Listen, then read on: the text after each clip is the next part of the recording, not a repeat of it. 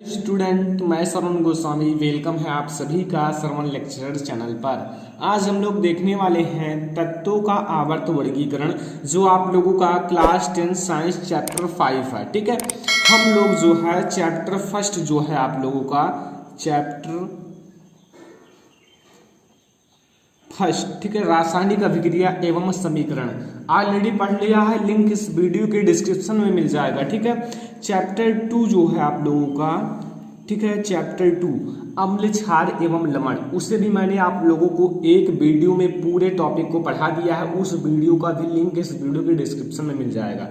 Chapter 3 जो है आप लोगों का धातु एवं अधातु, उसको भी मैंने 1 घंटे में पढ़ा दिया है। उस वीडियो का लिंक इस वीडियो के डिस्क्रिप्शन में मिल जाएगा। ठीक है, चैप्टर 4 जो आप लोगों का है कार्बन तथा उनके यौगिक, उस वीडियो को आप लोगों का लिंक इस वीडियो के डिस्क्रिप्शन में मिल जाएगा। इसे भी मैंने 1 घंटे में पढ़ाकर पूरा पाठ खत्म कर दिया है। ठीक है, अब हम लोग आज पढ़ेंगे चैप्टर 5।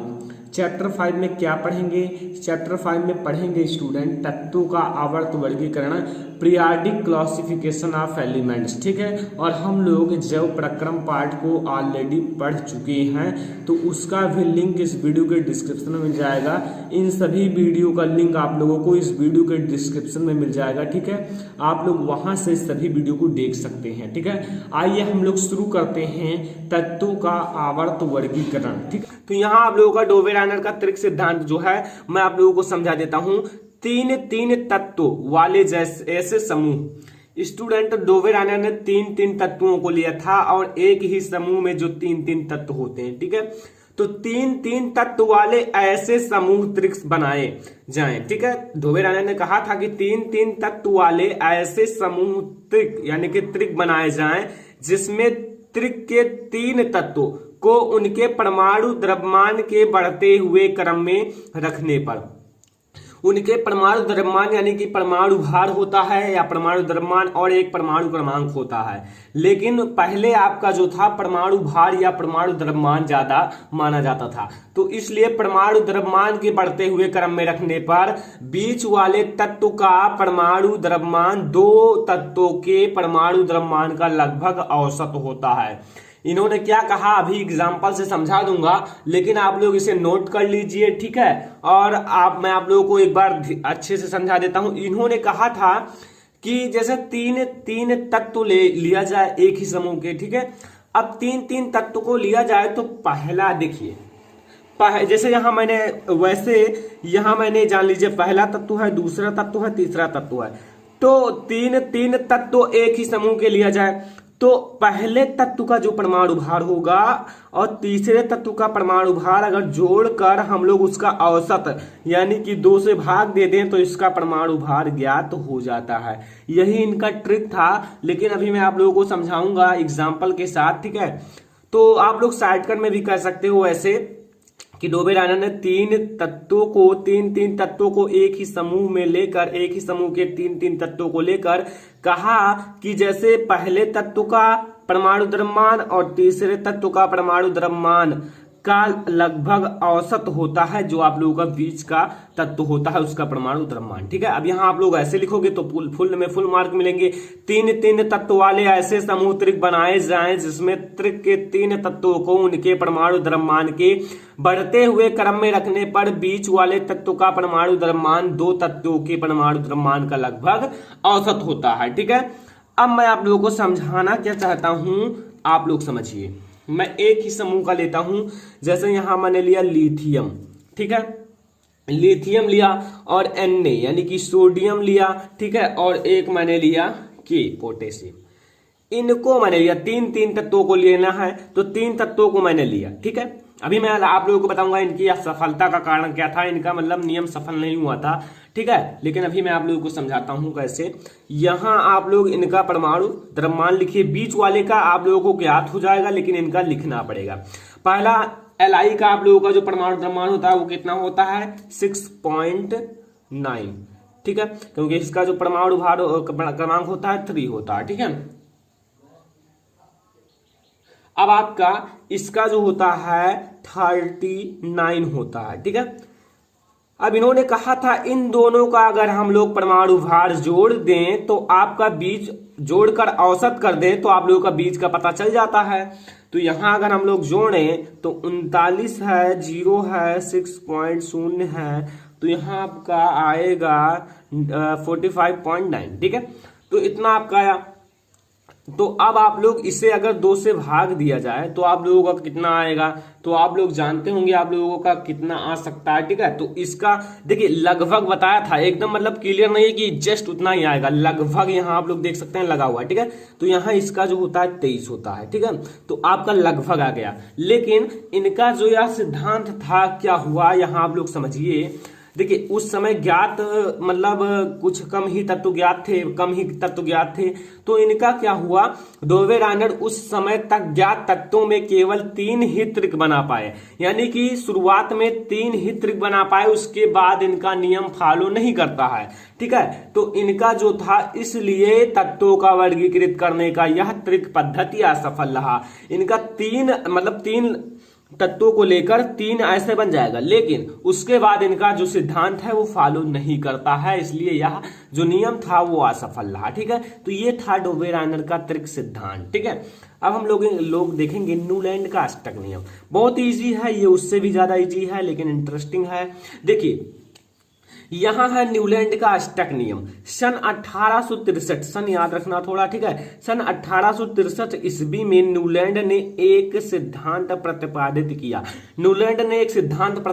किया था जिसे न्यूलैंड का अष्टक नियम कहते हैं। नियम आपका शुरू होता है यहां से, जिसे मैंने इनवर्टेड कामा के अंदर रखा है। ठीक है, और यहां आप लोगों को मैंने वैसे लिख दिया कि सन लिख दिया, और किसने प्रतिपादित किया, न्यूलैंड ने। उस नियम का क्या नाम है, न्यूलैंड का अष्टक नियम। देखिए स्टूडेंट बहुत ही इजी बेस से मैंने लिखा है, जिस प्रकार संगीत में पहले और 8वें स्वर में समानता पाई जाती है या होती है, जैसे सा रे गा मा पा धा नी सा। यहां देखिए सा और सा, इसमें यहां देखिए यहां आपका सा है और सा है, तो ये देखिए समान है। इसी प्रकार से नियम दिए थे। उसी प्रकार यदि तत्वों को परमाणु भार के बढ़ते हुए क्रम में रखा जाए तो हर 8वां तत्व, यहां पहले तत्व, देखिए पहले तत्व लिखा है, पहले तत्व के गुणों में सामान्यता प्रदर्शित करता है।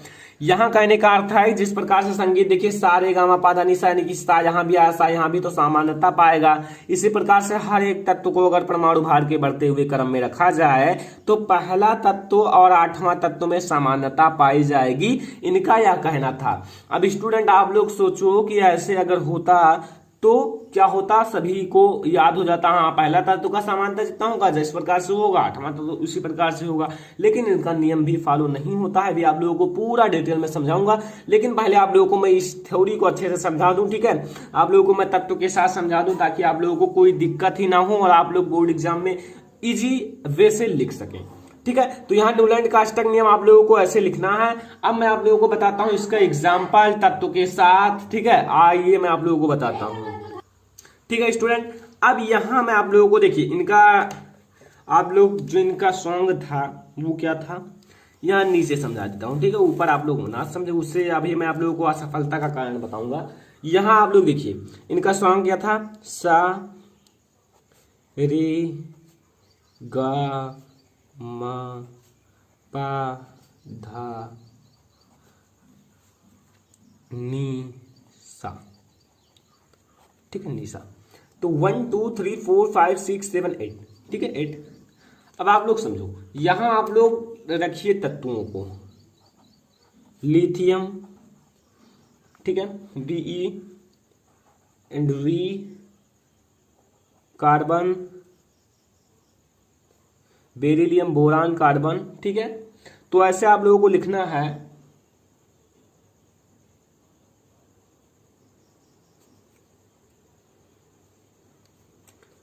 Nitrogen, oxygen. ठीक है, तो ऐसे आप लोग लिख दीजिए।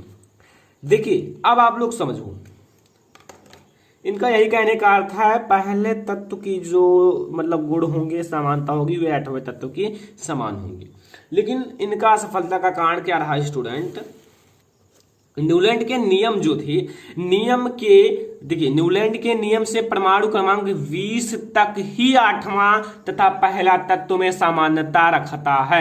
यानी कि न्यूलैंड का नियम केवल 20 परमाणु क्रमांक तक ही फॉलो करता है, उसके बाद इनका नियम बिल्कुल भी फॉलो नहीं करता है, लेकिन इसके बाद इनका नियम पालन नहीं करता है, इसलिए इनका यह नियम भी असत्य ही रहा। ठीक है, तो यहां मैंने आप लोगों को समझा दिया जो न्यूलैंड का अष्टक नियम और डोबेरानर का त्रिक सिद्धांत। ठीक है, तो हम लोगों ने पढ़ा डोबेरानर का त्रिक सिद्धांत और न्यूलैंड का अष्टक नियम। ठीक है, हम लोगों ने क्या पढ़ा, डोबेरानर का त्रिक सिद्धांत और न्यूलैंड का अष्टक नियम। ठीक है, ये आपके सिलेबस में जो है आपके सिलेबस से कट कर दिया गया है, लेकिन आप लोगों को मैंने सोचा पढ़ा दूं, ये बेसिक है आप लोगों का तत्वों का आवर्त वर्गीकरण का। ठीक है, इसलिए मैंने आप लोगों को पढ़ा दिया, और आप लोगों को थोड़ा जरूरी भी है बेसिक पढ़ना, तो आप लोगों ने पढ़ लिया, अच्छा है, छोटा टॉपिक है, बहुत समय नहीं लगता है पढ़ने में। ठीक है, तो उसे पढ़ लिया। अब हम लोग देखेंगे स्टूडेंट इसके आगे जो है मेंडलीव की आवर्त सारणी का नियम,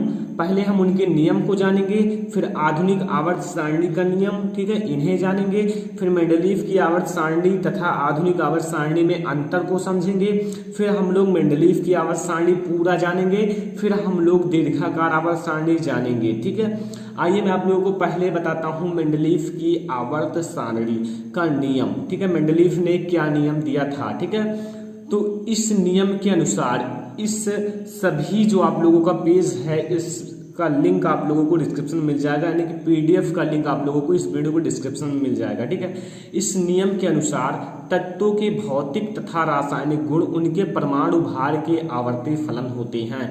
यहाँ परमाणु भार और परमाणु क्रमांक दो शब्द आएंगे। ठीक है, तो मैंने सोचा आप लोगों को इससे पहले आप लोगों को मैं परमाणु क्रमांक और परमाणु भार को डिटेल में समझा दूं, ताकि आप लोगों को अच्छे से समझ में आ जाए परमाणु क्रमांक होते क्या हैं और परमाणु भार या परमाणु द्रव्यमान क्या होते हैं। तो इन दोनों को मैं आप लोगों को पहले समझा दूं, फिर आप लोग इन्हें समझिएगा।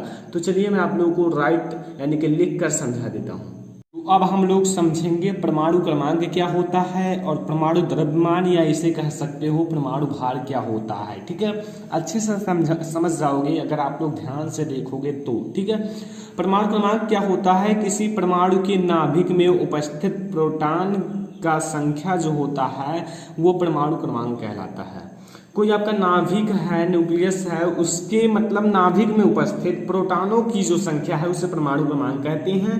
प्रोटॉन की जो संख्या होगी उसे हम लोग परमाणु क्रमांक कहते हैं। ठीक है, अभी मैं आप लोगों को एग्जाम्पल के साथ समझा दूंगा। ठीक है, आप लोग समझ जाओगे। आप लोगों को इलेक्ट्रॉन, प्रोटॉन और न्यूट्रॉन के बारे में पता होना चाहिए। ठीक है, ये बहुत ही ज्यादा बेसिक है आप लोगों के लिए। ठीक है, आप लोग 9th में पढ़े होंगे, 8th में पढ़े होंगे, ठीक है, साइंस में। तो यहाँ हम लोग पढ़ेंगे परमाणु क्रमांक किसी परमाणु के नाभिक में उपस्थित प्रोटॉनों की जो संख्या होती है उसे परमाणु क्रमांक कहते हैं। समझ में आया? अब देखिए, अगर मैं लूं क्लोरीन को ले लूं, क्लोरीन, ठीक है, क्लोरीन में आप लोगों का जो अगर देखिए इसका जो मैंने कहा क्या है, ये आपने लिया, इसका जो परमाणु क्रमांक है वो प्रोटॉन है। ठीक है, प्रोटॉन की जो संख्या होगी परमाणु क्रमांक होगी। ठीक है, तो यहाँ प्रोटॉन जो होगा आपका वो आसानी से पता है 17 होगा, क्योंकि इसका जो परमाणु क्रमांक है वो प्रोटॉनों की संख्या होगी। तो प्रोटॉन की जो प्रोटॉन का संख्या है वो परमाणु क्रमांक कहलाता है। तो यहाँ प्रोटॉन की जो संख्या होगी वही आपका परमाणु क्रमांक होगा। तो यहाँ प्रोटॉन की संख्या कितनी होगी? 17 होगी। ठीक है, तो प्रोटॉन की संख्या तो इतनी हो गई।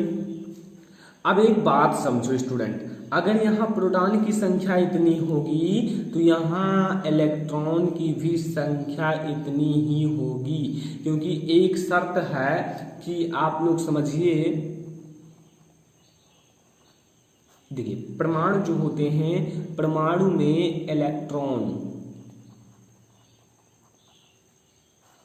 परमाणु में जो इलेक्ट्रॉन होते हैं, ठीक है, इलेक्ट्रॉन की संख्या, जो इलेक्ट्रॉन की संख्या होती है स्टूडेंट, वो क्या होती है? यहाँ देखिए इलेक्ट्रॉन की संख्या जो होती है वो बराबर होती है प्रोटॉनों की संख्या की। ठीक है, प्रोटॉन की संख्या।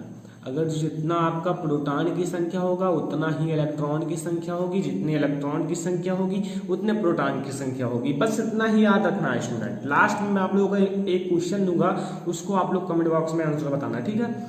अगर मैं यहाँ एक और एग्जाम्पल लूँ, यहाँ मैंने लिया 11 किसका परमाणु क्रमांक होता है, Na यानी कि सोडियम का, ठीक है। अब यहाँ आप लोग समझिए, यहाँ अगर P जो है, देखिए ये परमाणु क्रमांक जो होता है प्रोटॉन की संख्या के बराबर होता है, तो यहाँ आपका प्रोटॉन की संख्या 11 होगी, ठीक है। अगर प्रोटॉन की संख्या 11 होगी तो इलेक्ट्रॉन की संख्या कितनी होगी, 11 ही होगी। क्यों? क्योंकि प्रोटॉन की संख्या के बराबर होता है इलेक्ट्रॉनों की संख्या, या इलेक्ट्रॉनों की संख्या बराबर होती है प्रोटॉनों की संख्या, ठीक है। बस इतना समझो, इतना बहुत है। तो यहाँ आप लोगों को परमाणु क्रमांक के बारे में तो समझ में आ गया होगा। अब हम लोग समझेंगे स्टूडेंट परमाणु भार, यानी कि आप लोगों का परमाणु भार क्या होता है, एटॉमिक मास क्या होता है। देखिए परमाणु के नाभिक जो होते हैं, क्या है, परमाणु के नाभिक में उपस्थित, जो परमाणु का नाभिक है उसमें उपस्थित प्रोटॉनों तथा न्यूट्रॉनों की संख्या का योग जो होता है परमाणु भार कहलाता है। देखिए स्टूडेंट, अगर कोई नाभिक है उसमें प्रोटॉन की संख्या और न्यूट्रॉन की संख्या को मिला दिया जाए, ऐड कर दिया जाए, तो वो आपका जो होगा वो क्या होगा, परमाणु भार होगा। जैसे यहाँ मैं आप लोगों को एक छोटा सा सूत्र के माध्यम से समझा देता हूँ। यहाँ जो आप लोगों का A होगा, ठीक है, यानी कि परमाणु भार होगा वो P+N के बराबर होगा, ठीक है। P+N यानी कि P+N का अर्थ है P से प्रोटॉनों की संख्या, N से न्यूट्रॉनों की संख्या, न्यूट्रॉनों की संख्या। अगर मैं देखूं यहाँ Na जो है, ठीक है, यहाँ Na का परमाणु क्रमांक 11 है, ठीक है।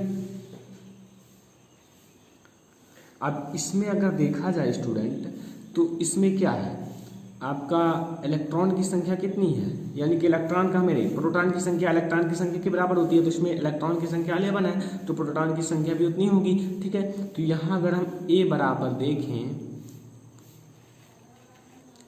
यहाँ आपका 11 हो जाएगा और प्लस N की संख्या आपका 12 हो जाएगा, इक्वल टू 23 होगा।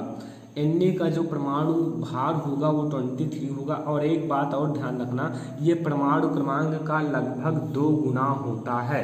अगर परमाणु क्रमांक जितना होता है ये उसका लगभग 2 गुना होता है स्टूडेंट। अगर यहाँ आपका 11 है तो यहाँ कितना होना चाहिए, 22, लेकिन मैंने क्या कहा है, लगभग, यानी कि लगभग में बराबर होता है। यहाँ कोई 11 ही बिल्कुल नहीं होता, 11 पॉइंट कुछ होता होगा, ठीक है।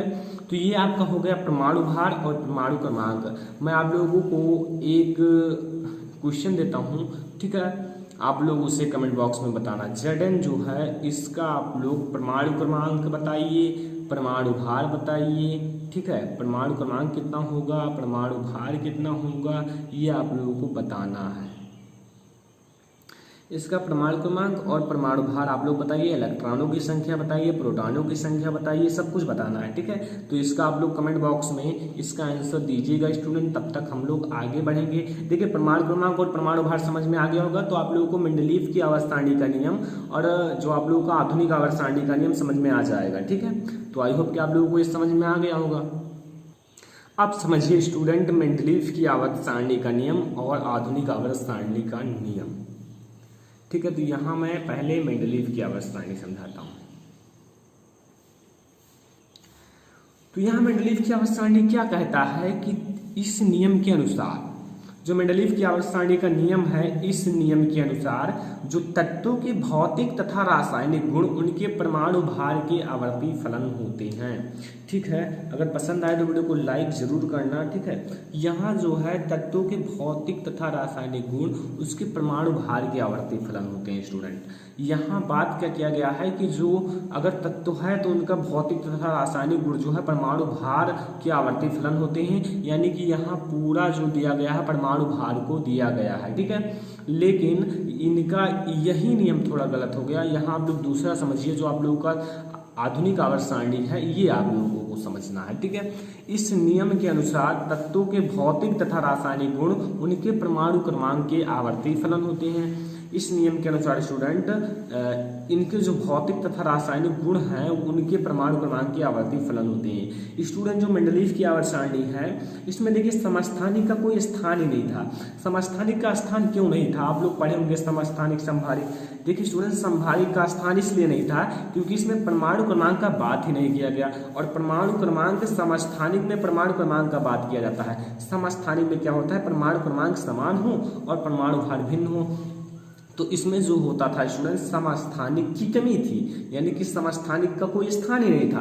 जब परमाणु क्रमांक पता ही नहीं था तो समस्थानिक कैसे पता चलेगा? यानी कि सब भार संभारिक पर था, यानी कि परमाणु भार पर था। ठीक है, और इसमें दोनों था, इसमें परमाणु भार और परमाणु क्रमांक दोनों था, यानी कि संभारिक और समस्थानिक दोनों थे। इसलिए ये जो नियम है ये सफल हुआ। ठीक है, यानी आधुनिक आवर्त सारणी का नियम और मेंडलीव की आवर्त सारणी का नियम आप लोग समझ लीजिए।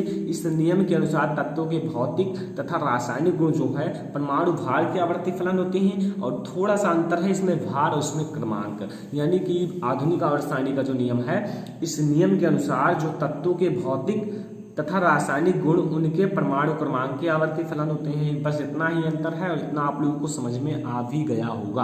अब हम लोग देखेंगे मेंडलीव की आवर्त सारणी तथा आधुनिक आवर्त सारणी में क्या अंतर है। ठीक है, हम इन दोनों के बीच में डिफरेंस देखने वाले हैं जो कि आप लोगों के लिए बेहद ही इंपॉर्टेंट है, तो ध्यान से देखते रहिए। हम लोग देखते हैं आगे।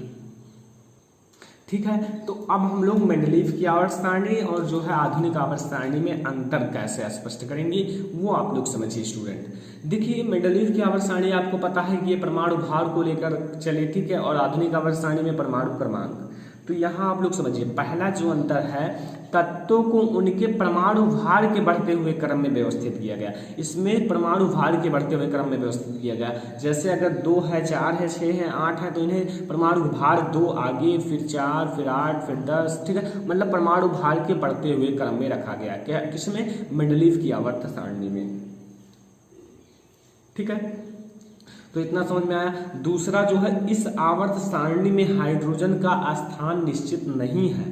अगर मेंडलीव की आवर्त सारणी आप उठा के देखो तो उसमें जो है इस आवर्त सारणी में जो हाइड्रोजन है उसका कोई स्थान निश्चित नहीं है। स्थान का अर्थ है उसको कोई जगह ही नहीं दिया गया, यानी कि स्थान उसका कोई निश्चित नहीं है, कहीं यहाँ कहीं वहाँ। ठीक है, तो इसमें जो था इस आवर्त सारणी में हाइड्रोजन का कोई स्थान निश्चित नहीं था, इतना ध्यान में रखना। दो आपको स्पष्ट, इसका पहले का देखिए इसमें क्या है, तत्वों को उनके परमाणु भार के बढ़ते हुए क्रम में व्यवस्थित किया गया, लेकिन इसमें तत्वों को उनके परमाणु क्रमांक के रूप में व्यवस्थित किया गया। यानी कि जो परमाणु क्रमांक जिसके जैसे रूप हो, जैसे Ni का अगर 11 है तो ऐसे क्लोरीन का 17 है, तो ऐसे मतलब उनको क्या किया गया, परमाणु क्रमांक के रूप में व्यवस्थित किया गया। ठीक है, और इसमें क्या है, इस आवर्त सारणी में हाइड्रोजन का कोई निश्चित स्थान नहीं था। अगर देखा जाए मेंडलीव की आवर्त सारणी तो इसमें कोई हाइड्रोजन का कोई निश्चित स्थान नहीं है, लेकिन इसमें जो था इस आवर्त सारणी में हाइड्रोजन का निश्चित स्थान था। हाइड्रोजन का यहाँ निश्चित स्थान है, यहाँ है तो यहाँ रहेगा। ठीक है, तो इसमें जो था हाइड्रोजन का एक निश्चित स्थान था, इसमें नहीं है। अगला आप लोग समझिए इस आवर्त सारणी में समस्थानिकों के लिए कोई स्थान नहीं था। देखिए स्टूडेंट, समस्थानिक के लिए स्थान क्यों नहीं था? क्योंकि स्टूडेंट इसमें क्या हुआ है कि इसमें इलेक्ट्रॉन, यानी कि इलेक्ट्रॉन नहीं, परमाणु भार, परमाणु क्रमांक। देखिए स्टूडेंट, इसमें परमाणु क्रमांक का कोई बात ही नहीं किया गया। ठीक है, तो इसलिए जब परमाणु क्रमांक का बात ही नहीं किया गया तो इसमें समस्थानिक इसीलिए नहीं है क्योंकि इसमें जो समस्थानिक क्या होता है, जिसके परमाणु क्रमांक समान हो, परमाणु भार भिन्न भिन्न हो। जब परमाणु क्रमांक है ही नहीं, जो चीज़ है ही नहीं, तो वो कैसे उसका पता चलेगा? तो ये बाद में पता चला समस्थानिक। ठीक है, तो समस्थानिक यानी कि इसमें परमाणु क्रमांक था नहीं, तो इसलिए इस आवर्त सारणी में समस्थानिक के लिए कोई स्थान नहीं था। समस्थानिक के लिए स्थान इसलिए नहीं था क्योंकि इसमें जो परमाणु भार के बढ़ते हुए क्रम में तत्वों को रखा गया। ठीक है, और इसमें परमाणु क्रमांक के और परमाणु क्रमांक का भी एक तत्व का परमाणु क्रमांक दिया गया, उनका भार भी दिया गया। तो इसमें समस्थानिक और संभारिक दोनों का स्थान था, लेकिन इसमें समस्थानिक का स्थान नहीं था। ठीक है, इस आवर्त सारणी में समस्थानिक का उचित स्थान था। अगर आधुनिक आवर्त सारणी को देखा जाए स्टूडेंट तो इसमें जो था समस्थानिक का उचित स्थान था, इसमें जो था समस्थानिक का स्थान था, क्योंकि इसमें परमाणु क्रमांक थे और परमाणु क्रमांक अगर होंगे तो उसमें समस्थानिक का स्थान जरूर होगा। और इसमें परमाणु भार भी थे, तो इसमें आपका जो समस्थानिक और संभारिक का भी स्थान था, और इसमें केवल संभारिक का था, समस्थानिक का नहीं था। तो ये हमारा मेंडलीव की आवर्त सारणी और आधुनिक आवर्त सारणी में अंतर समझ में आ गया होगा, और मेंडलीव की आवर्त सारणी का नियम और आधुनिक आवर्त सारणी का नियम समझ में आ गया होगा। तो ये अगर समझ में आ गए हों तो हम लोग मेंडलीव की पूरी आवर्त सारणी के बारे में डिटेल में समझें, क्योंकि वो बहुत ही ज़्यादा इंपॉर्टेंट है आपके दीर्घ उत्तरीय प्रश्नों के लिए। तो चलिए हम लोग शुरू करते हैं मेंडलीव की पूरी आवर्त सारणी। तो स्टूडेंट, मेंडलीव की मूल आवर्त सारणी के बारे में हम लोग बात करेंगे, ठीक है।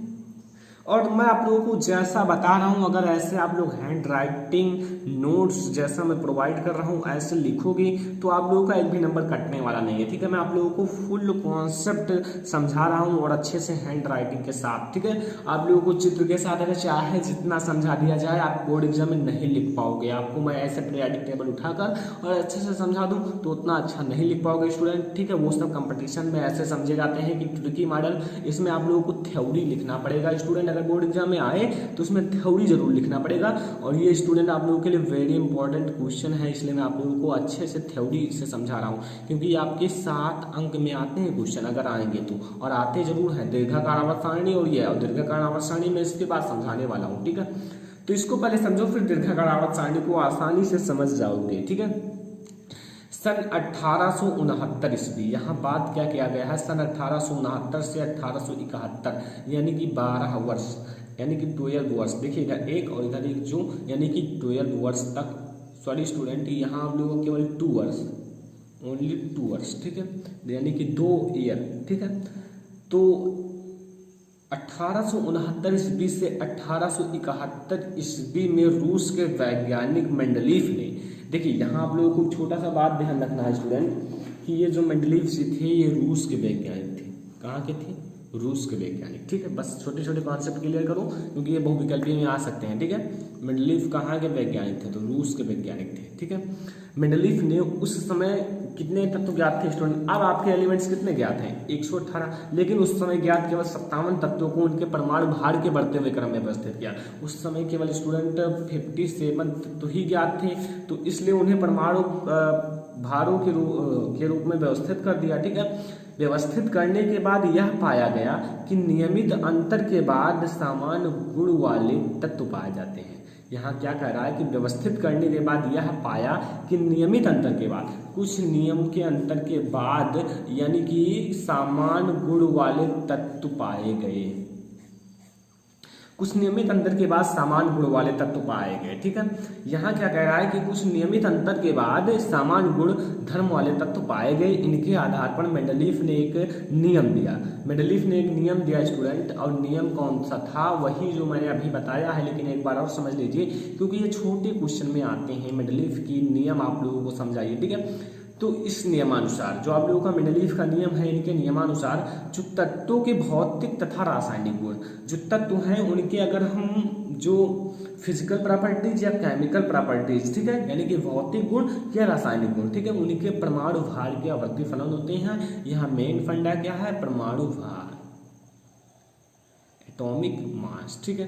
परमाणु भार याद रखना, परमाणु भार के आवर्ती फलन होते हैं। तो इसे आप लोग नोट कर लीजिए, नोट बना लीजिए स्टूडेंट, और एक एक नोट करिए। अगर आप लोग रासायनिक अभिक्रिया समीकरण, अम्ल, क्षार एवं लवण, धातु एवं अधातु, कार्बन तथा उनके यौगिक, ठीक है, इन सबको नहीं देखा है तो इस वीडियो के डिस्क्रिप्शन में लिंक मिल जाएगा, आप लोग देख लेना स्टूडेंट। बहुत ही ज्यादा महत्वपूर्ण वो सारे लेसन है, ठीक है।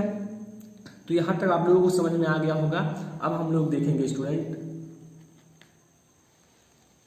मेंडलीव की आवर्त सारणी के लक्षण। देखिए स्टूडेंट, क्वेश्चन आपका ये बड़े में आता है, इसलिए आप लोगों को थोड़ा बड़ा याद करना पड़ेगा, ठीक है, यानी कि थोड़ा विस्तार से, ठीक है। तो यहाँ आप लोग समझिए, पहला इनके लक्षण पहला समझिए। इस सारणी में जो है तत्वों को परमाणु भार के बढ़ते हुए क्रम में रखा गया। अगर इस आवर्त सारणी को देखा जाए तो तत्वों के परमाणु भार के बढ़ते हुए क्रम में रखा गया, ठीक है। यहाँ मेन है आपका परमाणु भार, परमाणु भार के बढ़ते हुए क्रम में रखा गया था। किसे? इस सारणी में। अगर आप तत्वों को मतलब सीरीज से देखें तो इसमें परमाणु भार के बढ़ते हुए क्रम में इसे रखा गया था। दूसरा, इस सारणी में 12 क्षैतिज पंक्तियां होती हैं। अगर आप उठा के देखें तो इसमें आपको 12 क्षैतिज पंक्तियां, जिसे श्रेणियां कहते हैं स्टूडेंट। यहां आप लोग कर दीजिए श्रेणी, ठीक है, सारणी नहीं श्रेणी, ठीक है, श्रेणी कर दीजिए। तो यहाँ 12 क्षैतिज पंक्तियां हैं जिसे श्रेणियां कहते हैं, लेकिन इस श्रेणी में 8 ऊर्ध्वाधर कॉलम है जिसे समूह कहते हैं। इस जो आपका श्रेणी है ना उसमें 8 ऊर्ध्वाधर कॉलम है, ठीक है, यानी कि ऊर्ध्वाधर कॉलम है जिसे समूह कहते हैं। तो इस लक्षण को भी नोट कर लीजिए। पहला क्या है, इस सारणी में तत्वों के परमाणु भार के बढ़ते हुए क्रम में रखा गया। दूसरा है, इस सारणी में 12 क्षैतिज पंक्तियां हैं जिसे श्रेणियां कहते हैं। तीसरा है, इस श्रेणी में 8 ऊर्ध्वाधर कॉलम है जिसे समूह कहते हैं। तो यहाँ पहले आप लोगों को मैंने समझाया कुछ मेंडलीव जी के बारे में। 1869 से 1871 में रूस के वैज्ञानिक मेंडलीव का उस समय 57 तत्वों को उनके परमाणु भार के बढ़ते हुए क्रम में व्यवस्थित किया, ठीक है, ऐसे मैं आप लोगों को समझा दिया। फिर मैंने आप लोगों को समझाया इनके नियम जो थे, फिर मैंने आप लोगों को समझाया मेंडलीव की आवर्त सारणी के लक्षण। अब हम लोग समझेंगे मेंडलीव की आवर्त सारणी जो है उनके लाभ क्या था, ठीक है, अगर है तो आप लोगों को लाभ भी मिलेगा, ठीक है। तो स्टूडेंट यहाँ आप लोग समझिए मेंडलीव की आवर्त सारणी के लाभ क्या था कि तत्वों के गुणधर्म के अध्ययन में आसानी। अगर कोई तत्व है तो उनके गुणधर्म अगर देखा जाए कि इनका गुणधर्म कैसा है, अच्छा है कि अच्छा नहीं है, ठीक है, तो उसमें आसानी हुआ, तत्वों के गुणधर्म के अध्ययन में आसानी हुआ, ठीक है, क्योंकि इन्होंने एक पीरियाडिक टेबल बना दिया। पीरियाडिक टेबल बनाया तो उसमें मतलब तत्वों को ऐसे रखा गया कि जिनके गुणधर्म समान हो, से एक कॉलम में उससे दूसरे, यानी कि जैसे जैसे तत्व निकलते गए 57 तत्व इन्होंने ज्ञात था तो उस समय 57 तत्वों को रखा, ठीक है, लेकिन जो जैसा गुणधर्म था वैसे रखा गया।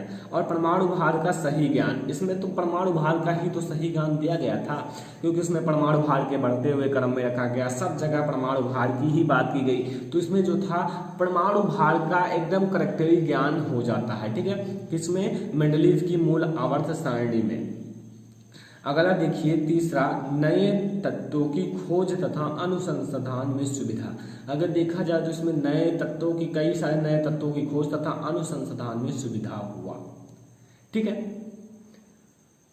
तो यहाँ तक आप लोगों को समझ में आ गया होगा मेंडलीव की आवर्त सारणी के लक्षण, और ये आपका दूसरा मेंडलीव की आवर्त सारणी जो है उनके लाभ क्या है, तत्वों के गुणधर्म के अध्ययन में आसानी, जो तत्व है उनके गुणधर्म के अध्ययन में आसानी, और दूसरा परमाणु भार का सही ज्ञान, आप लोगों को इसमें परमाणु भार जो है एटॉमिक मास का सही ज्ञान मिला। तीसरा है नए तत्वों की खोज तथा अनुसंधान में सुविधा।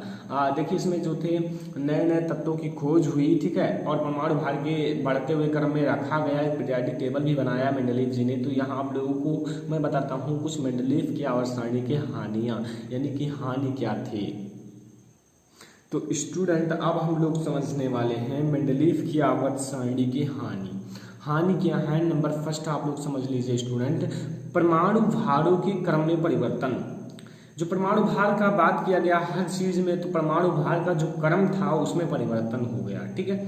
दूसरा है अनेक नए तत्वों के लिए उचित स्थान का अभाव। देखिए स्टूडेंट यहाँ 57 तत्वों के ही एक पीरियाडिक टेबल बनाया गया, अब नए तत्व की खोज हुई तो उसके लिए कोई उचित स्थान नहीं था, तो उचित स्थान का अभाव था इसमें मेंडलीव की आवर्त सारणी का जो पीरियाडिक टेबल था।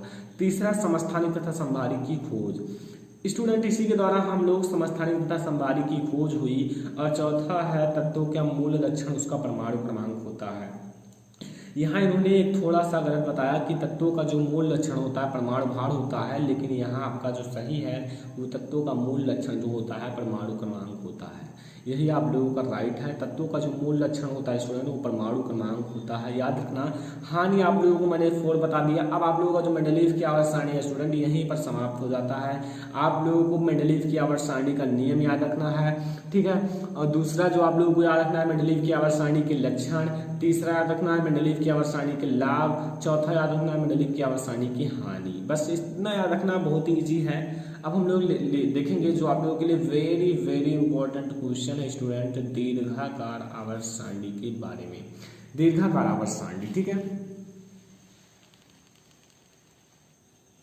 तो दीर्घाकार आवर्त सारणी को आप लोग समझिए स्टूडेंट, बहुत ही ईजी है। मैं आप लोगों को स्टेप बाय स्टेप एक कॉमन सेंस को बताने वाला हूँ। पहला, दीर्घाकार आवर्त सारणी जो है तत्वों के परमाणु क्रमांक पर आधारित था। स्टूडेंट ये बाद में आया है दीर्घाकार आवर्त सारणी, ठीक है, इसीलिए जो था परमाणु क्रमांक पर आधारित था, ठीक है। और जो दीर्घाकार आवर्त सारणी है परमाणु क्रमांक पर आधारित था। नोट कीजिए number first. Number second note कीजिए, इसमें जो था तत्व के रासायनिक गुणों में समानता, भिन्नता तथा अन्य क्रमिक परिवर्तनों का स्वयं ही आभास हो जाता था। इसमें अगर तत्वों के रासायनिक गुणों में समानता है, भिन्नता है तथा अन्य क्रमिक परिवर्तन का स्वयं ही आभास हो जाता है। ठीक है, इसमें स्वयं ही आभास हो जाता है। अगला है, इस आवर्त सारणी को याद करना सरल है। इस आवर्त सारणी को याद करना सरल है क्योंकि ये बहुत ही सरल बनाया गया है, सरल तरीके से इसे रचा गया है, इसलिए इसे याद करना बहुत ही ज़्यादा इजी है। ठीक है, तो तीसरा है, इस आवर्त सारणी को याद करना सरल है। चौथा है, जैसा कि मेंडलीव की आवर्त सारणी में अनेक अनुमान गलत निकाले गए। देखिए, मेंडलीव की आवर्त सारणी में अनेक अनुमान गलत निकाले गए, जो कि मैंने अभी बताया है क्या क्या गलत निकाला गया। परमाणु भारों के क्रम में परिवर्तन, समस्थानिक तथा संवारी की खोज, अनेक नए तत्वों के लिए उचित स्थान का अभाव, तत्वों का मूल लक्षण उसका परमाणु भार नहीं बल्कि परमाणु क्रमांक होता है। ये सब इनकी हानियां थी। तो इसमें बहुत सारी चीज़ें गलत निकाले गए, लेकिन इस सारणी में कोई गलत अनुमान नहीं निकाले गए क्योंकि ये बाद में तैयार किया गया, सभी को मिलाकर एक अच्छा सा पीरियोडिक टेबल तैयार किया गया था, इसलिए इसमें कोई गलत अनुमान नहीं निकाला गया। पांचवा है, इस सारणी में आगे और भी विभाजन किए गए।